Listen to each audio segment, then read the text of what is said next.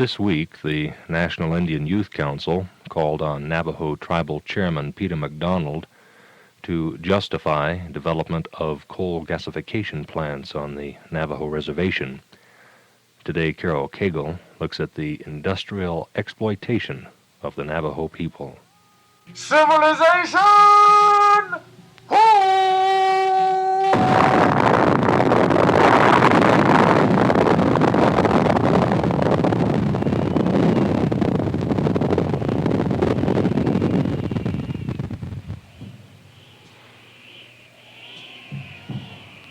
The Navajo Reservation is huge, stretching across parts of 3 states. It's the largest in land area, 16 million acres, and in population, 125,000 Navajos of any American Indian tribe.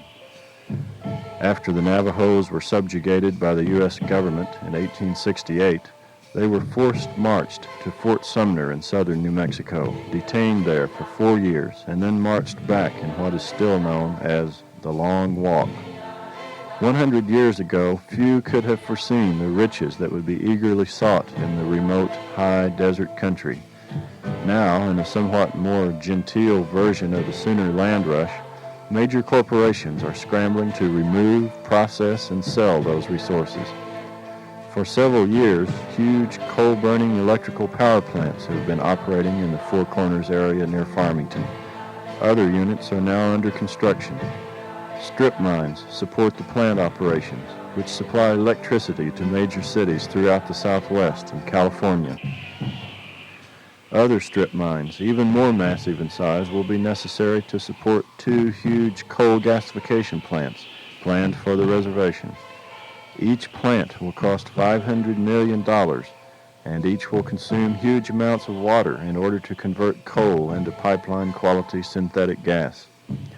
Among other industries already operating on and near the reservation are uranium mining and processing plants and a major electronics assembly plant.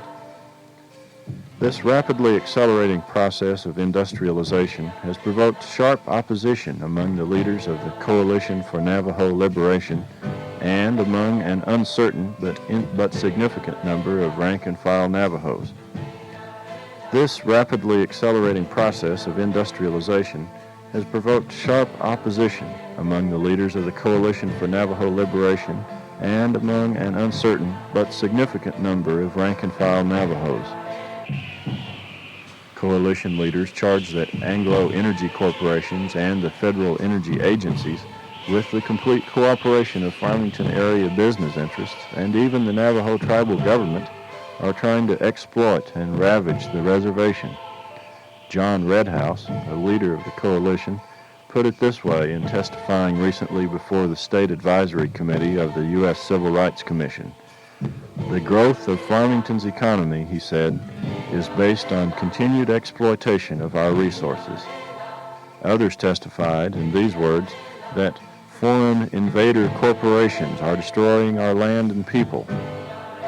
Coalition leaders and a number of Navajos directly affected by industrial projects accused the tribal government of selling out the reservation's natural and religious environment for Anglo dollars and for driving poor bargains on royalties at that. Still, there seems little prospect for immediate change of policy on the tribal government level.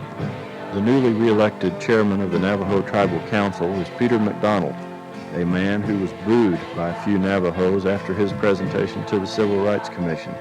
MacDonald has a record which is oriented toward conciliation and cooperation with managers of the energy projects.